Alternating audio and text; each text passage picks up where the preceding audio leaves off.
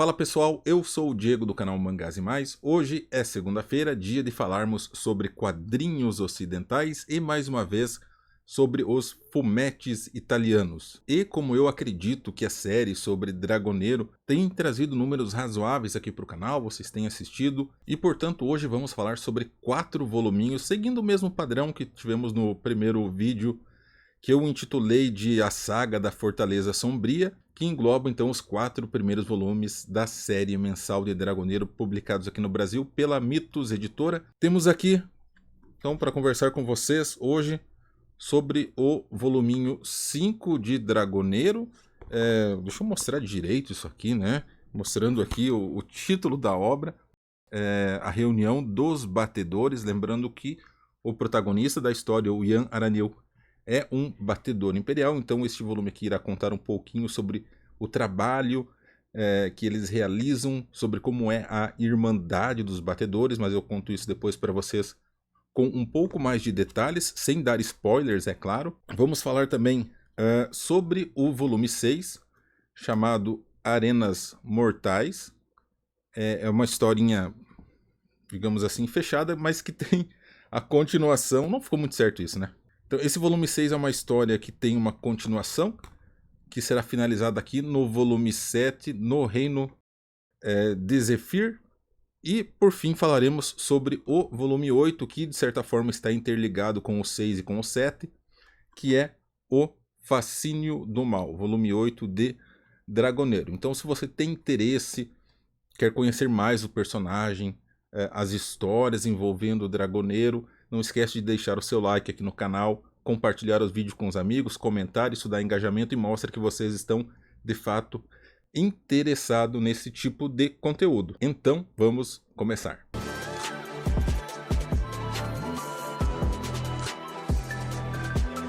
Muito bem, pessoal. Então, temos aqui o volume 5 de Dragoneiro, com a história chamada A Reunião dos Batedores, uma história muito bacana, porque conta um pouquinho sobre o cotidiano do Ian como um batedor imperial. Nós temos aqui o texto do Stefano Vietti e desenhos de Gianluca Pagliarini. O que eu não posso deixar de comentar no começo aqui já deste volume 5 é que eu senti que a arte deu um salto incrível, principalmente no detalhamento das cenas e dos personagens. Pelo menos essa foi uma impressão que eu tive. Então tudo começa aqui em Solian, que é a cidade em que o Ian mora, junto com o Guimor e a Cera, e nós ainda estamos conhecendo os personagens. A Cera, para quem não se recorde, aquela elfa que se juntou ao grupo durante a missão, durante a história, melhor dizendo, de Dragoneiro A Origem, e ela participou ativamente de todo o arco da história da Senhora Sombria, ou da Fortaleza Sombria, que é aquele arco do vídeo anterior que engloba os 4 primeiros volumes da mensal de Dragoneiro. E nós temos a percepção aqui que estes eventos desta história aqui ocorrem em um curto espaço de tempo, né, logo após eles derrotarem a Fortaleza Sombria. Então aqui é mostrado um pouco do cotidiano do grupo enquanto eles não estão em missões para o Império, até que eles recordam meio que por acaso ali que eles estão atrasados para o encontro anual dos batedores, que ocorrerá em 3 dias, e eles precisam partir em viagem para chegar lá a tempo.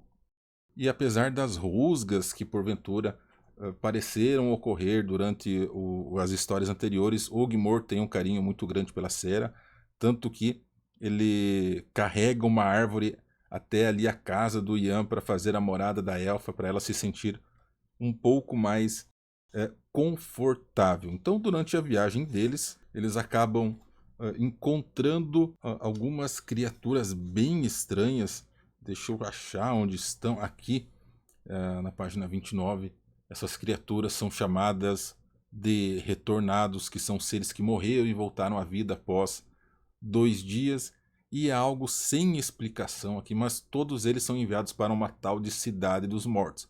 Esse evento aqui parece ter deixado o Ian um tanto quanto abalado, né, este encontro, mas não é explicado por quê. Imagino que isso seja abordado em histórias mais à frente, né, que eu ainda não fiz a leitura. Eu li até o volume 24 do que saiu no Brasil, e ainda não tem uma explicação plausível para isso. E quando eles chegam lá, nós temos a impressão de que, apesar de que parece algo trivial, essa reunião de batedores, na verdade é algo de extrema importância, né? Porque eles trocam informações, trocam experiências sobre o que eles vivenciaram no mundo de Erondar, e isso é bastante importante para a realização das missões que são enviadas a eles e, consequentemente, a sobrevivência dos próprios batedores. E também é mostrado aqui que o Ian tem um caso com alguém que está na capa deste material. Eu não farei, não darei a vocês o gostinho de descobrirem, tá? Então comprem e leiam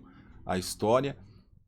O Ian é aquele tipo de personagem pegador, né? Sempre que pode ele vapo, né? Mas enfim, é algo secundário, é algo que também não tem tanta importância assim para o andamento das histórias. Bom, o que acontece aqui é que o Império criou uma lei que proíbe o uso de armas de fogo, exceto para quem faz parte da guilda dos tecnocratas, que é o caso da irmã do Ian, a Mirva. E, bom, vocês interpretem como vocês quiserem essa informação, mas a história do nosso mundo mostra o que acontece quando apenas alguns detêm o poder da força. E veremos se isso também irá ocorrer aqui em Erondar. Bom, e depois de muita conversa, de nós conhecermos mais sobre a Irmandade dos Batedores, o Ian segue até o Malgo Albin e eles discorrem um pouco sobre o enfrentamento que o Ian teve com os impuros e as implicações que o sangue de dragão poderá ter no personagem. Então é um volume aqui, uma história preparatória para eventos que ocorrerão no futuro. Este volume também é excepcional para expandir o universo de Dragoneiro, o que eu considero algo muito positivo porque nos ajuda na imersão. Não mostrarei mais para o final para evitar spoilers. Chegamos então ao volume 6 de Dragoneiro, Arenas Mortais.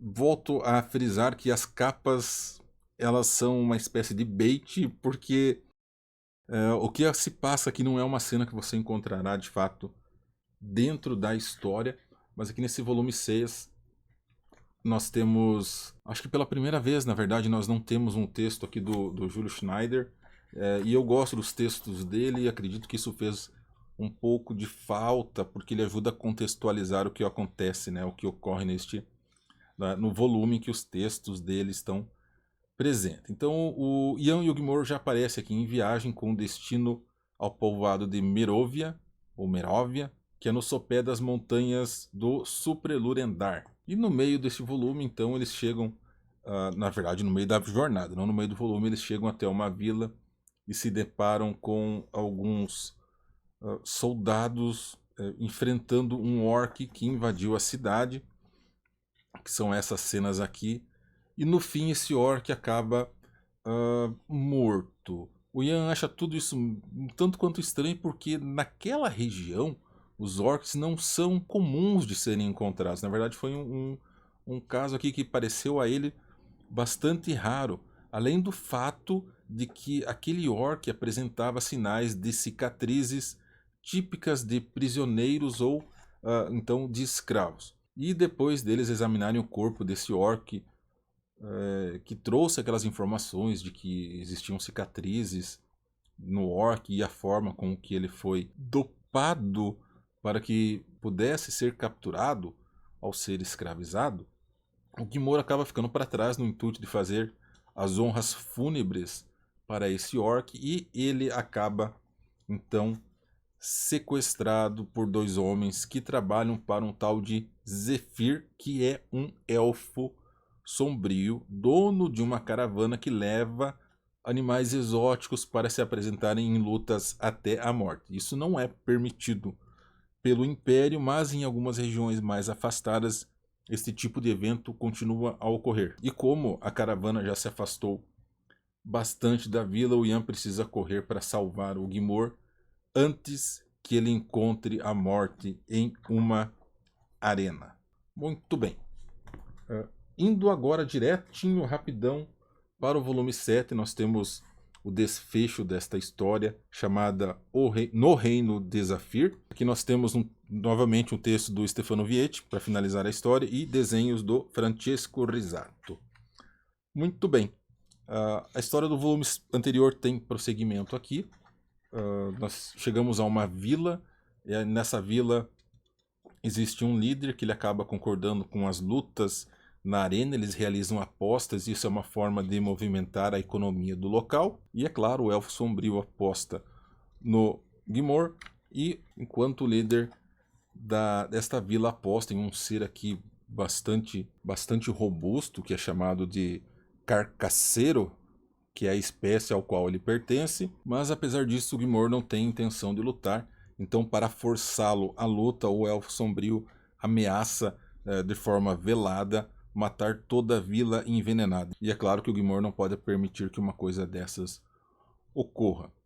A filha do líder é uma criancinha, ela ouve essa ameaça que o Elfo Sombrio faz e ela decide ajudar o Guimor a fugir e avisa o seu pai sobre os riscos, né, que toda aquela vila está sofrendo.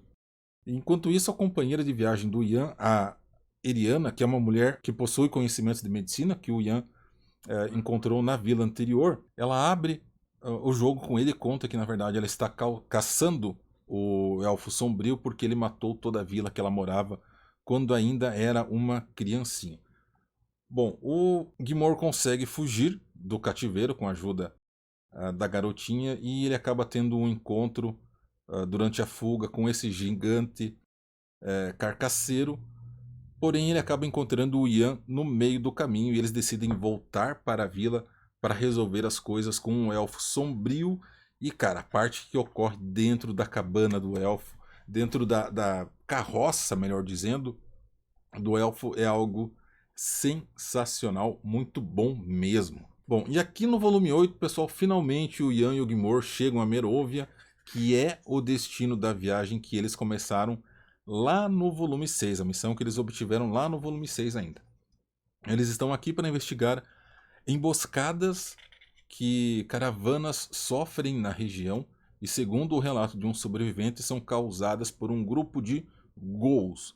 Os ghouls são também uma raça desenvolvida, muito bem desenvolvida aqui dentro da história do universo de Dragoneiro. Eles são uma mistura aí de uma raça mestiça. Não falarei mais sobre isso porque existe até um texto em um dos volumes de Dragoneiro que explora melhor e conta mais detalhes sobre esta raça. Eu deixarei aqui para vocês descobrirem enquanto fazem a leitura. Bom, diferente de outras histórias que nós acompanhamos, desta vez o Guimor e o Ian não irão sozinhos, eles estão acompanhados aqui de alguns soldados que foram financiados pelos mercadores da cidade, na liderança do Colmit, que é o filho da família mais rica da cidade.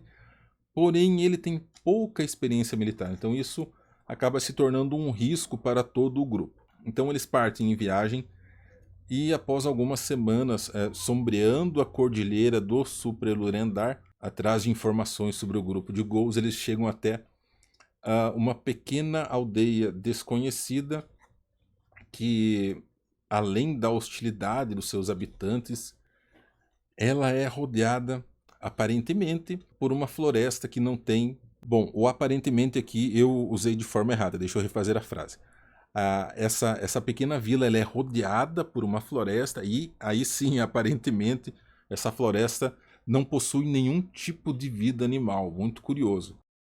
Na verdade, aquela região é o território de uma dríade que comanda um grupo de licantropos, que seriam seres aí parecidos com lobisomens, e ela é capaz de seduzir mentalmente os homens, a fim de transformá-los em mais licantropos. Porém, alguns são imunes a isso. E em razão disso, o Ian, o Guimor e uma nova personagem que entra aqui, uma monja guerreira chamada Nadiva, se alia a eles para derrotar a Dríade, porque ela tem algumas contas a acertar.